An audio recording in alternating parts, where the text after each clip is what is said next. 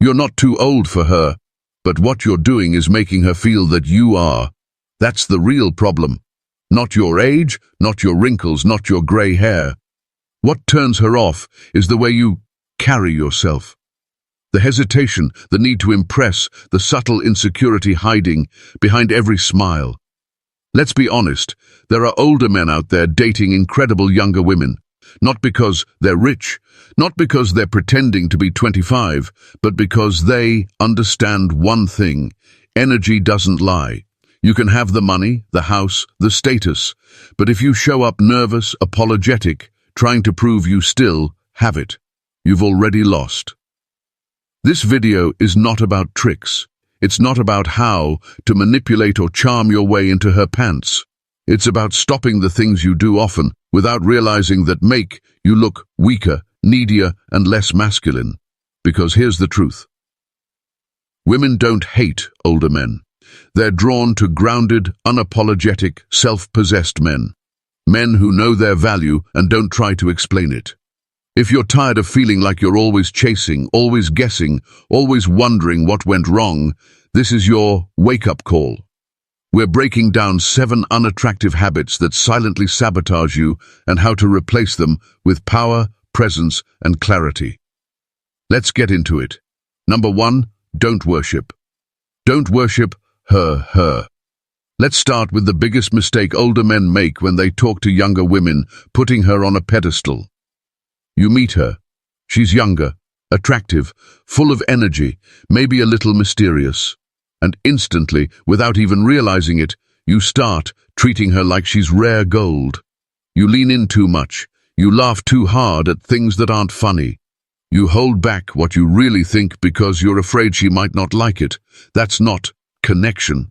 That's worship. And women don't want to be woe-ripped. Not in the beginning. They want to feel you. Take Mike, for example. He's 45, divorced, solid job in architecture, lives in Denver. He's been working on himself for years, therapy, reading, even stoic practices. He meets Claire, 29, a yoga teacher he bumps into at a coffee shop. They go out for drinks. The vibe is good at first, but Mike can't stop complimenting her. "You're so amazing. You're way out of my league.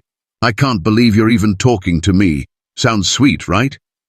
But Claire didn't come home thinking he was charming.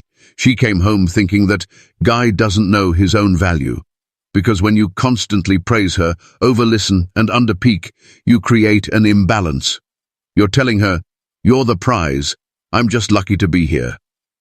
And that kills attraction. Now don't get me wrong, admiration has its place, but it has to be mutual. It has to come from a place of grounded presence, not desperation.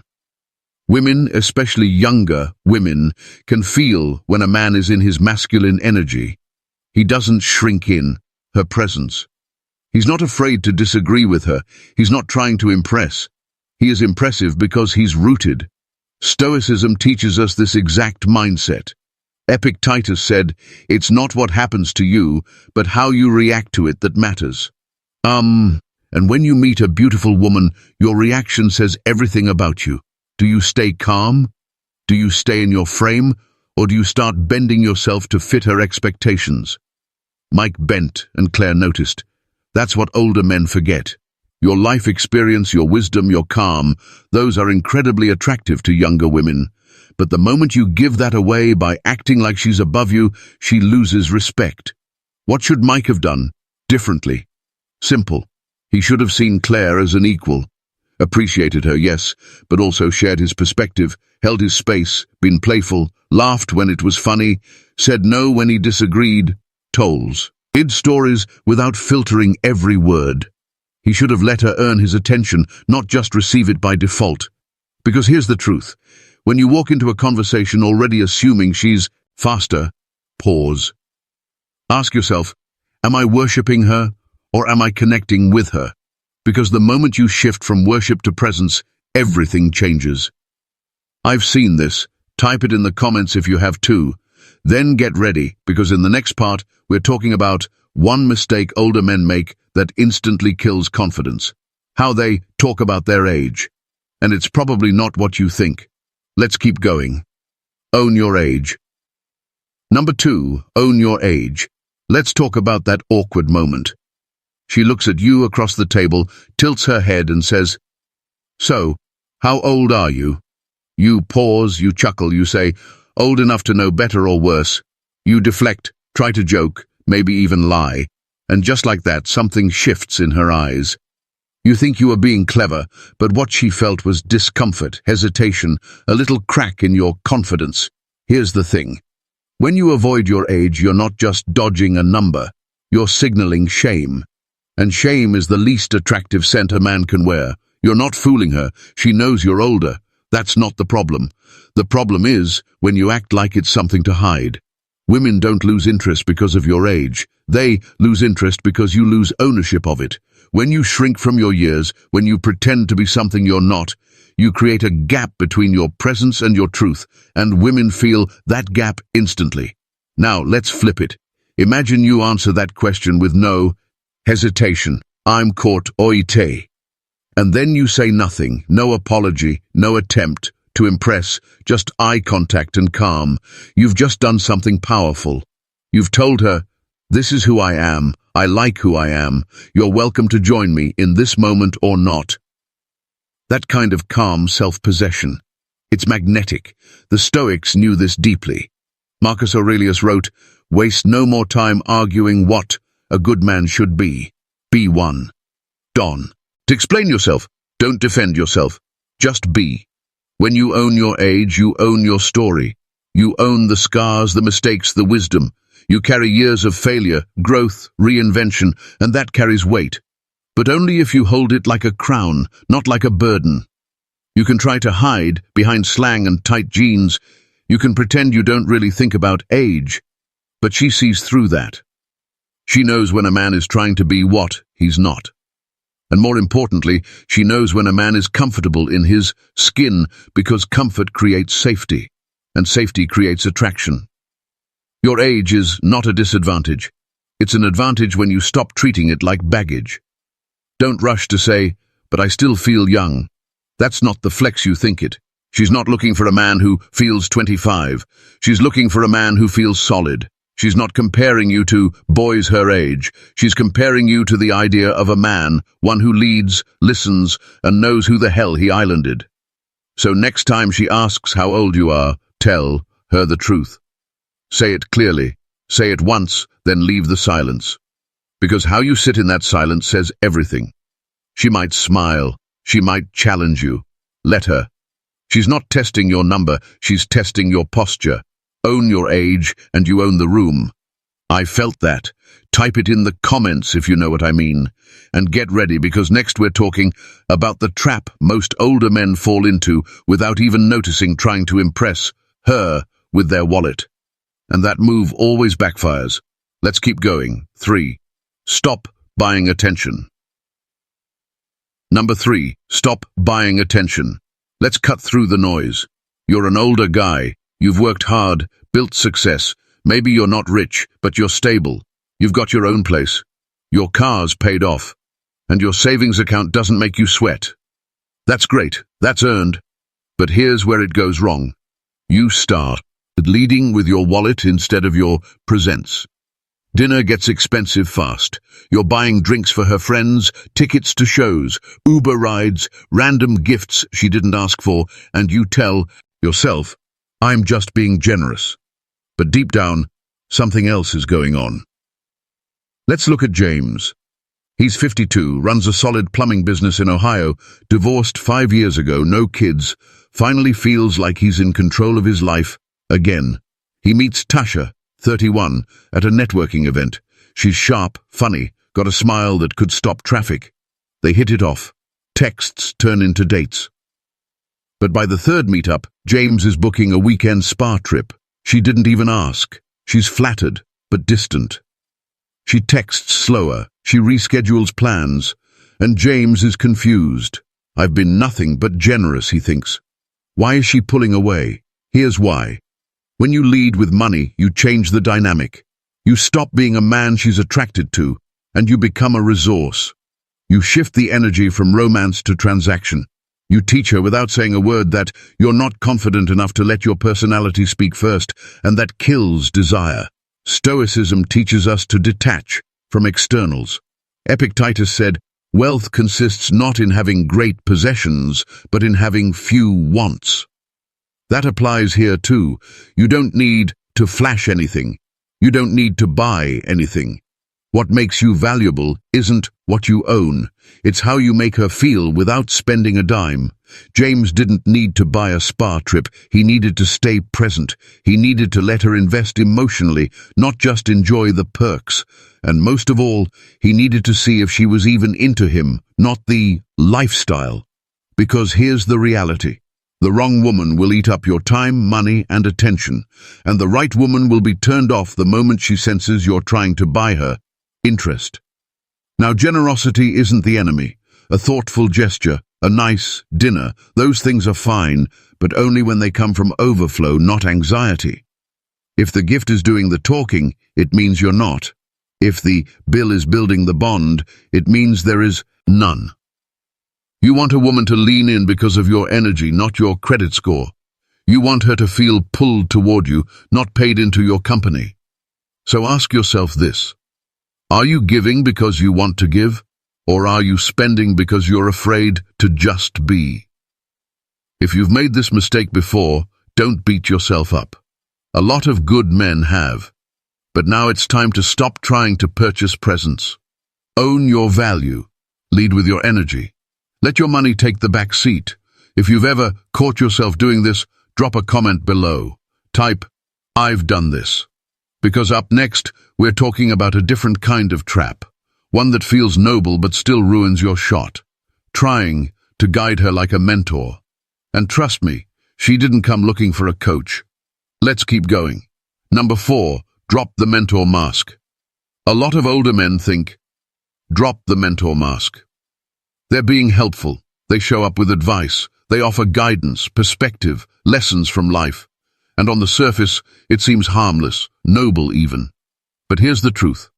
When you start acting like a mentor, she stops seeing you as a man. You're not her teacher. You're not her career coach. And the moment you start over-explaining, over-directing, or over-helping, you shift the dynamic from attraction to instruction. And trust me, no one wants to sleep with their professor. You might think you're showing value. You might believe, I've lived through more. I'm just sharing what I've learned. But if she didn't ask for your input, if she didn't invite your opinion, what you're doing is signaling control, and control never feels. This is where Stoicism offers real clarity. Seneca said, "The greatest remedy for anger is delay." And I'd say the greatest remedy for overstepping is silence. You don't need to comment on everything she says. You don't need to challenge her ideas to sound wise. You don't need to correct her every time she brings up something you already know. Let her speak. Let her be wrong. Let her figure it out. That's not weakness, it's strength. It shows that you trust her, that you don't need. Real connection isn't built through lectures, it's built through shared presence. Ask yourself this. Are you listening to understand or waiting to insert knowledge? Are you trying to connect or trying to coach? The moment you stop needing to guide her, she'll lean in to follow you. And that's where real polarity lives. So, if you've been the guy who always has something to say, if you've caught yourself turning every conversation into a TED Talk, it's time to drop the mentor mask. Let her experience you, not your expertise. And hey, if you've made this mistake before, you're not alone. A lot of men have confused value with verbal dominance, but there's another way. That's why I've created exclusive members-only content that goes deeper into stoic-based masculine energy and relationship dynamics. If this kind of insight is resonating with you and you want the unfiltered version of what really works, consider becoming a channel member today. We go beyond the surface. We cover mindset, attraction, self-command, boundaries, everything they don't teach you growing up as a man. And it's built specifically for guys like you who've lived, who've learned, and who are ready to move differently. You'll find the join button below this video. No pressure, just real value if you're ready for it. And if you've ever been stuck in this mentor trap, drop a comment. Let me know by typing, "I've done this too." Because in the next part, we're shifting gears. We're talking about what happens when a man tries too hard to stay young and how that effort actually pushes her further away. Let's keep going. Number 5. Be mature, not desperate. There's a fine, verse 5. Be mature, not desperate. Line between showing interest and leaking desperation. And younger women, they spot that line instantly. You might think you're being open. You might think you're showing her that you're ready, that you're serious, that you care, but to her it can feel heavy, off almost, like a performance. Let's walk through this with a real-life example. There's Mark. He's 49, runs a landscaping business in Arizona. He's active, eats, clean, stays fit. He's dating Jenna Ventwheat. They matched on Hinge, hit it off quick. She loves his calm energy at first, but by date 3, things shift.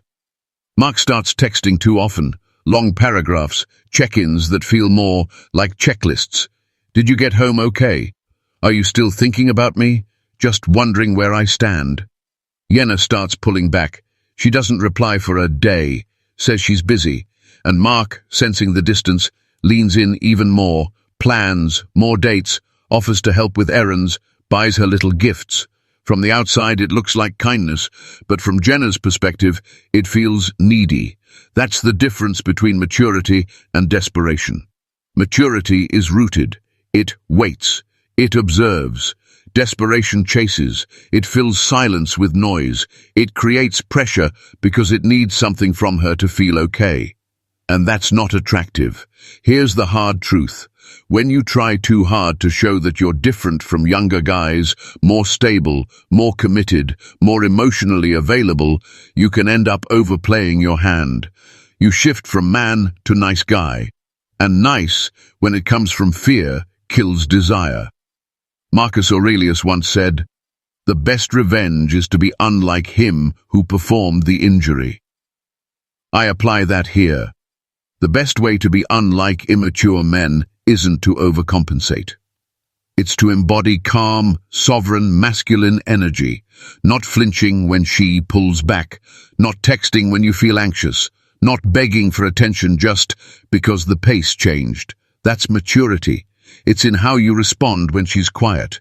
It's in how you hold your line without being cold. It's in how you offer presence, not pressure. Mark didn't need to text every day. He didn't need to ask where he stood. He needed to trust that what they were building had room to breathe, but because he got nervous, he collapsed into action. And action, when it comes from fear, always makes. Ever found yourself overreaching? If you felt that urge to prove you're good enough, if you've chased just a little too hard, you're not alone. But here's the shift. Instead of asking, "What can I do to keep her interested?" ask, "Am I showing up as someone who respects his own energy?" Because when you move from that place, you don't need constant reassurance. You don't need to overperform. You just are. If this hits home, let me know in the comments. Type, "I've been there." And next, we're diving into something even more subtle. The one behavior that feels like emotional honesty but actually pushes her away. Oversharing. Let's keep going. Number 6. Kill the roommate talk. Let's 6. Kill the resume talk. Talk about a habit that's so subtle, most men don't even realize they're doing it. You're on a date. You want to make a good impression. So you start listing your accomplishments, where you've worked, what you've built, how well you've done for yourself. You're not bragging. You're just sharing. You think you're showing her that you're capable, that you've got your life together. But from her perspective, it sounds like a job interview, and nobody's getting turned on at a job interview. You start stacking your resume in the middle of a date, and something shifts. You stop being a man she's curious about, and you become a man trying to prove himself. That's not attractive. That's insecure. Here's the truth. When you talk too much about what you've done, you're not actually connecting. You're broadcasting. And most women, especially younger women, are not interested in your resume. They're interested in how you feel about your life. They're watching how you carry your success, not just the fact that you have it. Is it calm?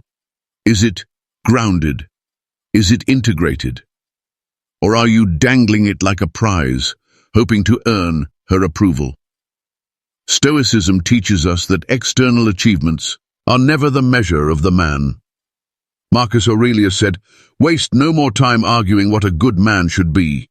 Be one." That means you don't have to say you're successful.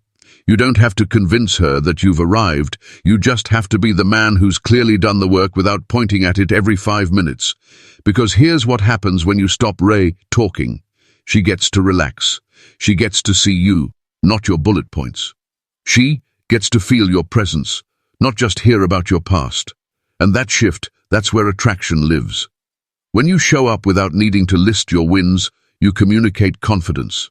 When you ask her about her world instead of reciting your timeline, you create space. And when you speak with simplicity without trying to impress, you leave room for curiosity. The goal is not to hide your story, it's to share it naturally in context when it actually matters. If she asks what you do, tell her. If a story fits the moment, share it. But don't turn your date into a biography reading, because when you do, it signals one thing clearly. You're trying too hard to be chosen. Women don't want to be pitched. They want to feel.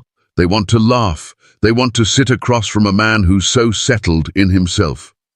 He doesn't need validation from anyone, especially not on the first date. And the irony, the less you talk about what you've done, the more she'll lean in to find out. You become a mystery, not a brochure. So, if you've caught yourself listing titles, awards, how much you've made or how far you've come, catch yourself, breathe, and say, less. You're not here to get hired. You're here to be felt. This is what separates boys from men, not the achievements, but the silence behind them. As Epictetus reminds us, if you want to improve, be content to be thought foolish and stupid, not because you are, but because you're no longer playing for Apone. Roval, let that sink in. And if you've ever slipped into Reme mode, trying to prove, explain, or perform, let me know in the comments. Type, "I've done that." Coming up next, we're getting into one of the most important shifts a man can make. Not chasing her attention, but commanding it. Let's keep going. Number 7. Lead 7. Lead with presence. With presence. Women don't follow words. They follow energy. And presence is energy they can feel. Most older men get this wrong. They try to lead with logic, long conversations, plans. They try to impress with structure and direction, thinking that's what leadership island. But younger women, they read you in the first 5 seconds. And what they're scanning for isn't what you say. It's how you hold yourself, how you are. Let's take a real example. Derek, 52, lives in Austin, divorced 5 years ago, solid job, runs a boutique architecture firm. He recently met a woman named Kyla, 30, bartender, sharp, witty, stunning. Their first conversation, magic chemistry, was real. But by the 3rd date, things started to shift. Derek began explaining too much his goals, his vision, how relationships should be. He talked a lot, but he stopped being with her. He wasn't listening as much. He wasn't watching her cues, her body language, her vibe. He was in his head, focused on how he was coming across. Kyla felt it. The connection went flat. She said, "You seem like a great guy, but I just don't feel that spark anymore." That spark wasn't missing because Derek changed who he was. It was missing because he stepped out of his presence. Presence is the opposite of overthinking. It's not about saying the right thing. It's about saying it from the right place. A man with presence doesn't need to rush to fill silence. He doesn't fidget or over-explain. He doesn't try to convince. He leads with stillness, with calm, with grounded certainty. And when he speaks, every word carries weight because it's coming from presence, not performance. There's a reason Stoic men are so powerful. They cultivate this from within. Marcus Aurelius reminds us, nowhere can man find a quieter or more untroubled retreat than in his own soul. That's presence.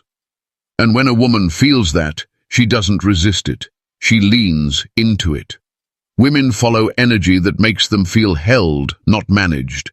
and presence is what makes her feel held. So, how do you lead with presence?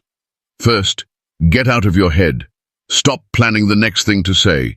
Instead, lock in on her. Not with tension, but with attention. Second, slow down. Let your voice drop into your body. Stop rushing. Stop apologizing. Speak with rhythm, not speed. Third, stay grounded in your own worth. Whether she's impressed or indifferent, stay the same.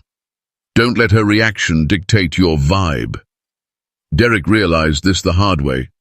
After things fizzled with Kyla, he watched back a voice memo he'd made from their second date. He didn't sound confident. He sounded like he was trying. And that's the key. Presence isn't about doing, it's about being. So if you've ever noticed a woman pulling away even when the conversation seems great, chances are she's not reacting to your words, she's reacting to your energy. And if your energy is off, if it's rushed, anxious, eager, she feels that in her body. But when you lead with presence, you become the grounding force in the room. You become the man she wants to lean toward. So check yourself next time you're on a date. Are you trying to manage the moment, or are you letting it unfold? If this part hit home for you, drop a comment. Type, "I've seen this."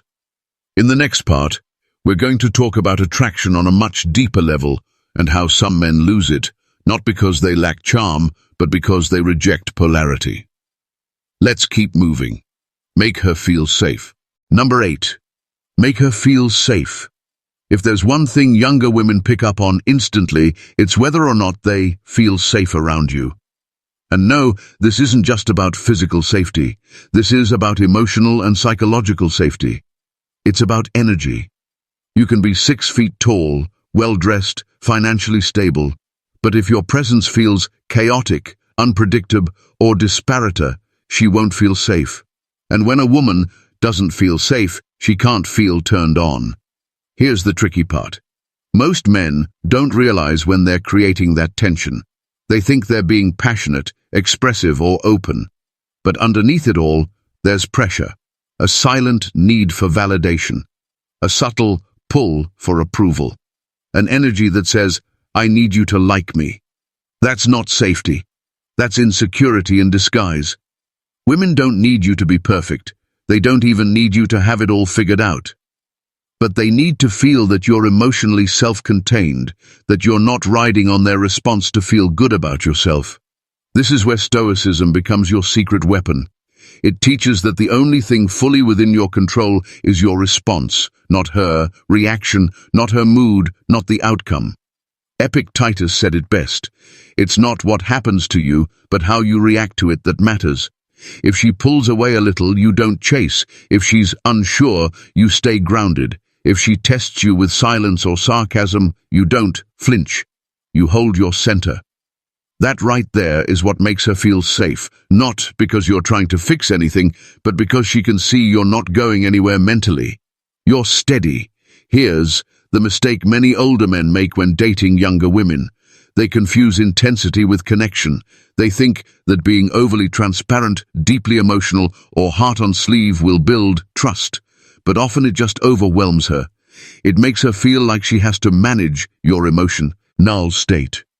Now she's not in her feminine, she's in defense, and polarity dies right there. Making her feel safe means you give her the freedom to be soft because you're solid.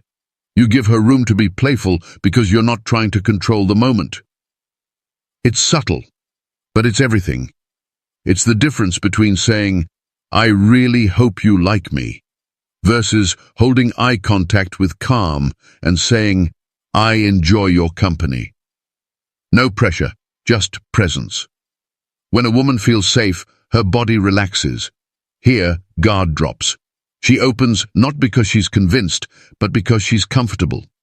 This is where real connection lives, not in what you say, but in the space between you and her that feels free of need, free of anxiety.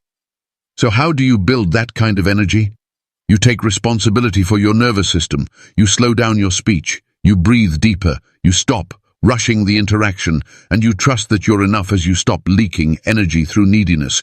You stop adjusting your personality to match hers. You stop asking for reassurance in disguised ways. And most importantly, you remember you are not there to be chosen. You are there to observe, to experience, and to decide as much as she island. That's masculine containment. That's what creates safety, and that's what draws a woman in, especially one who's used to men who talk big but fold fast. If any part of this felt like a mirror, let me know in the comments. Type "I felt that way." In the next section, we're going to bring it all together. We're going to talk about what actually makes you unforgettable to a younger woman, and why it has nothing to do with looks, money, or charm. Let's keep going. Number 9. Stay in your frame. 9. Stay in your frame. Let me tell you something that separates attractive older men from every other guy in the room. They don't chase energy. They hold their own. They stay in their frame. What does that mean? It means you have a clear sense of who you are, your standards, your values, your emotional rhythm, and you don't abandon it just because a younger woman enters the picture. In Oregon, hardworking, direct, and no nonsense. He recently started seeing Tessa, a 9-year-old personal trainer he met at his gym. At first, things were smooth, flirty, simple. But as soon as Jason started really liking her, he shifted. He began adjusting his opinions to match hers. He pretended to enjoy music and movies she liked, even though he didn't. He started dressing younger, texting more frequently, trying to match her energy. Little by little, his frame collapsed. And guess what happened? Tessa pulled away. She didn't feel turned off because Jason was older. She felt turned off because he stopped being himself. Here's the hard truth. When you give up your frame to please someone, you stop being attractive. You become bendable. And nothing kills polarity faster than a man who can't hold his center. Younger women aren't turned off by age. They're turned off by men who abandon their edge. When you stay in your frame, you lead without needing control. You set the tone of the interaction. You don't over-explain, over-apologize, or overreact. You speak with calm. You move with intent. You respond instead of react. And most importantly, you're not afraid to lose her. That's the part most men struggle with. They want to be liked so badly that they abandon their values, their boundaries, their presence. But Stoicism teaches us to stand firm, especially in discomfort. Marcus Aurelius wrote, "You have power over your mind, not outside events. Realize this, and you will find strength." Staying in your frame doesn't mean you don't care. It means you care without attachment. Jason finally got it after a few months. After Tessa pulled away, he took a step back and realized he'd morphed into a softer, filtered version of himself. That wasn't who he wanted to be, so he stopped chasing. He went back to his rhythm, his life, his focus. And you know what? Tessa texted him 2 weeks later. "Hey, you've been quiet, miss talking to you," because she could feel his center again. Women test your frame all the time. They'll disagree just to see if you fold. They'll pull back to see if you chase. They'll flirt with chaos to see if you can hold calm. It's not mean. It's not manipulation. It's biological. They're looking for safety, strength, solidity. And when you stay in your frame, you become that. So next time you're tempted to shift who you are to keep her interest, don't let her come to you. Let her feel your foundation. Let her realize that you're not moving for anyone because your frame isn't built on approval. If this story with Jason hit home, let me know in the comments. Type, "I've done that." And in the final part, we're going to wrap this all up with the one shift that turns you from an option into a presence she can't forget. Let's finish strong. Number 10. Seduce with stillness. Silence isn't absence. Stillness isn't. 10. Seduce with stillness. Passivity. In the eyes of a younger woman, stillness is power. And the man who knows how to seduce with stillness doesn't need to prove, perform, or pursue. By this point in the video, you've probably realized something. Attraction isn't about the moves you make. It's about the energy you hold. And nothing speaks louder than a man who can sit in the moment. Calm, grounded, completely unshaken. That's the kind of presence that turns heads without trying. But here's the paradox. Most older guys think seduction is about action. They overcompensate, talking more, doing more, trying harder, and in the process they give away their frame, their mystery, their pull. Stillness, on the other hand, creates space. It makes her lean in. It makes her feel you, not just see you. Imagine walking into a room. Two men are standing there. One is animated, smiling wide, cracking jokes, bouncing from topic to topic. The other is calm, quiet. He doesn't say much, but when he does, everyone listens. Which one holds more power? The answer is clear. Stillness communicates self-control. It tells her, I don't need your attention, is stillness. A man who's not chasing. A man who lets the silence stretch and doesn't flinch. A man who isn't afraid of a pause. That pause, it's magnetic. It creates a rhythm she has to adjust to. It's not his job to speed up for her. It's her instinct to slow down for him. This is where seduction stops being verbal and becomes energetic. Think of it like music. The most powerful songs aren't non-stop noise. They breathe, they rise and fall, they have space between the notes. Stillness is that space. It's the moment where feeling happens. When you're constantly filling the space with words, compliments, reassurance, you rob her of the chance to feel. But when you're still, really still, she gets to sit in the mystery. She wonders what you're thinking. She feels your attention without needing your words. And that's what makes her curious. That's what pulls her in. Stoicism gives us the foundation for this.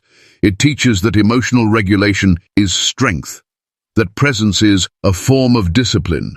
As Seneca put it, we suffer more often in imagination than in reality. Meaning, when we sit in stillness, our minds may want to panic, fill, fix. But true strength is sitting through that discomfort without breaking character.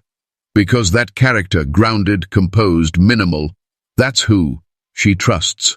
That's who she desires. That's who stands out in a world of noise. So how do you cultivate seductive stillness? Start by noticing your body. Do you fidget when she's quiet? Do you rush to reply when there's a pause? Do you feel like you need to entertain her? If so, stop. Let the silence be. Let your breath slow down. Let your gaze hold steady. When you say something, say it once. Say it slow. Say it from your chest, not your throat. Then let it land.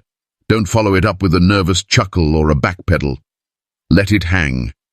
That silence will do more than a dozen compliments ever could. And the best part, you don't have to do anything. You just have to stop interfering with your own gravity. Because the truth is, seduction isn't about being loud. It's about being undeniable.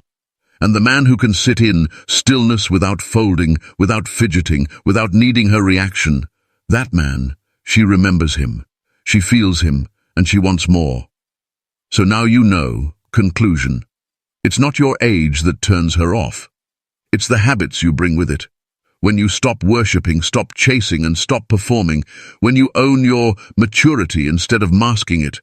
When you stay grounded, present, and still, you don't just become more attractive, you become unforgettable. Younger women aren't looking for a man who fits their world. They're looking for a man anchored in his own. And that man, that can be you. If you want to go deeper into mastering stoic attraction, presence, and emotional control, join the members area. We dive into advanced strategies, real-time breakdowns, and behind-the-scenes insights I don't share anywhere else. And if you got value from this video, subscribe to the channel. This space is for men who are done playing games and ready to lead with grounded strength. Thanks for watching. I'll see you tomorrow.